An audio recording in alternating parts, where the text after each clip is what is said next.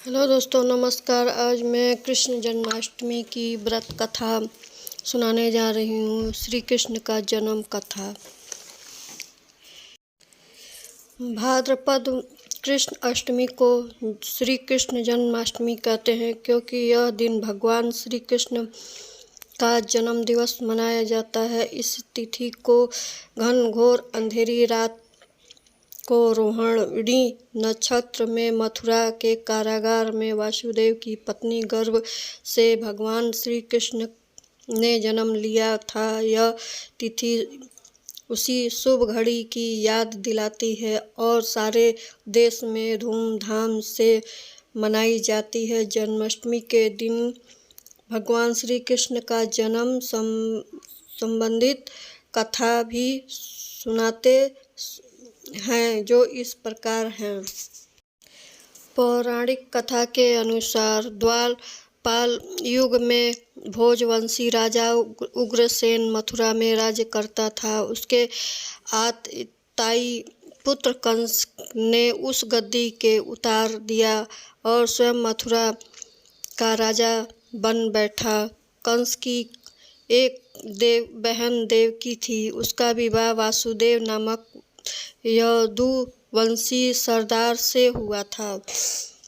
एक समय कंस अपनी बहन देवकी को उसकी ससुराल पहुँचने जा रहे थे। रास्ते में आकाशवाणी हुआ, हे कंस, जिस देवकी को तू बड़े प्रेम से ला लेने जा रहा है, उसे ही तेरा काल बसता है।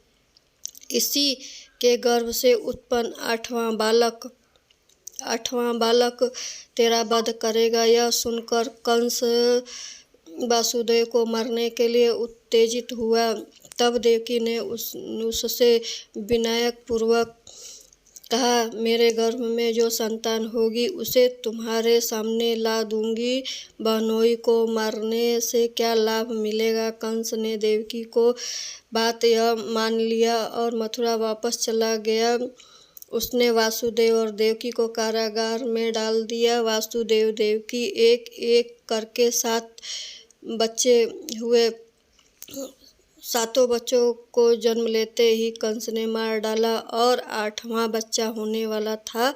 कारागार में उन पर कड़े पहरे बैठा दिया। उसी समय नंद की पत्नी यशोदा को भी बच्चा होने वाला था। उन्होंने देवकी के दुख जीवन को देखकर 8वें बच्चे की रक्षा का उपचार रचा, जिसमें समय वासुदेव देवकी को पुत्र पैदा होते ही उसी समय संयोग से यशोदा के गर्भ में एक कन्या पैदा हुई थी, जो और कुछ सिर्फ नहीं माया थी। जिस कोठरी में देवकी वासुदेव कैद थे, उनमें अचानक प्रकाश हुआ और उसके सामने शंख चक्र गदा पंख धारण किया चतुर्भुजा भगवान प्रकट हुए। दोनों भगवान के चरणों में गिर पड़े। तब भगवान ने उसे कहा, अब मैं पुनः नवजात शिशु के रूप में धारण कर लेता हूँ। तुम मुझे उसी समय अपने नंद जी के घर वृंदावन में भेज दो और उनसे यहाँ जो कन्या जन्मी है वहाँ से ले कंस के हवाले दे दो। इस समय वातावरण अनुकूल नहीं है, फिर भी तुम चिंता ना करो। जागते हुए पहरेदारों सो जाएंगे। कारागार के फटाक अपने आप खुल जाएंगे। उफ फनी यमुना तुम पार जाने के मार्ग में दे दो। उसी समय वासुदेव नवजात शिशु को श्री कृष्ण के रूप में रखकर कारागार से निकाला। यथार्थ यमुना के पार नंद जी के गांव पहुँचे। वहाँ उन्होंने नवजात शिशु को यशोदा के साथ सुला दिया और कन्या को लेकर मथुरा आए। कारागार में फटाक पूर्व बंद हो गया। अब कंस को सूचना मिली कि वासुदेव को बच्चा पैदा हुआ है। उन्हें बंदी गृह में जाकर देवकी के हाथ में नवजात शिशु कन्या को छीन कर पृथ्वी पर पटक देना चाहा, परंतु वह कन्या आकाश में उड़ गई और वहां से कही, अरे मूर्ख, मुझे मारने से क्या होगा? तुझे मारने वाला तो वृंदावन पहुंच चुका है।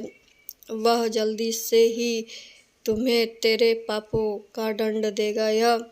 यह है श्री कृष्ण जन्म की कथा।